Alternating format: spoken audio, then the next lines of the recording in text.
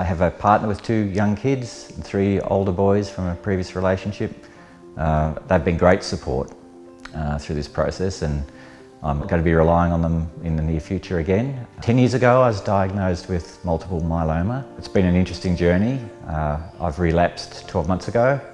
So I've had 2 stem cell transplants in that time. So it looks like I'll be doing another stem cell transplant soon. I've been a trial participant, an active trial participant over the course of my treatment. Most recently, I did a zoster virus trial.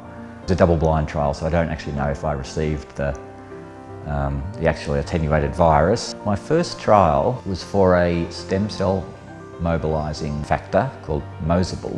Stem cells are a necessary part of the transplant. My doctor suggested I try it, and it was a great success. I'd have to say it was a tough trial, but I had 3 million stem cells sitting in the freezer, and in fact when I needed them for the second transplant, there they were.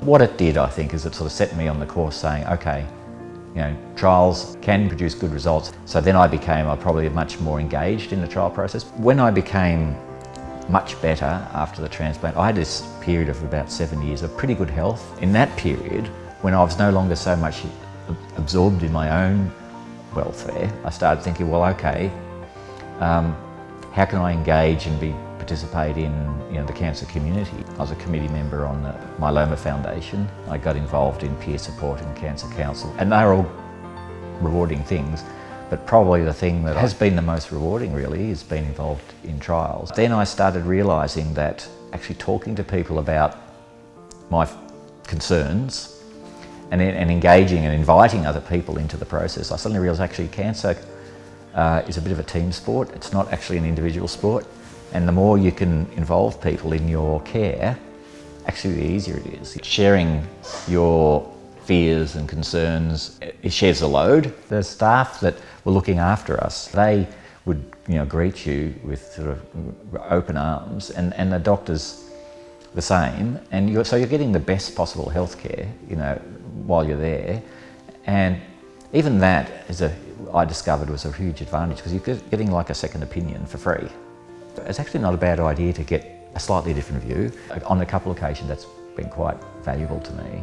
With a trial, they're devoted almost to your well-being and care, and it's a very supportive and positive dynamic, and of course because they've got a slightly medical research background, they're great sources of knowledge, so you can ask them about anything. They can talk about what's going on in the field, what are the sort of potential promising drugs that they're looking at or trials. So you suddenly got access to all this information from people right at the coalface. You come away feeling quite energised by it. You have these opportunities to draw positives, and I think that's what it is. It's the trial is just a very nurturing and positive environment, because you've just immersed yourself in this community of people who are all trying to help you, or help the cancer community generally, find improved cures. Much better than sitting on my backside at home feeling sorry for myself. You're part of a community, and I think we all get something out of being engaged in that community, and we are uniquely placed as people with a certain condition or cancer to help take all that investment and turn it into something good. If we don't do that, then that investment doesn't count for anything. If I'd say to anyone who's contemplating doing a trial, if you're going to do it, do it properly, stick with it, follow it through. Every day I look for ways to find positive in the otherwise bad things that define having cancer. So this is one of them.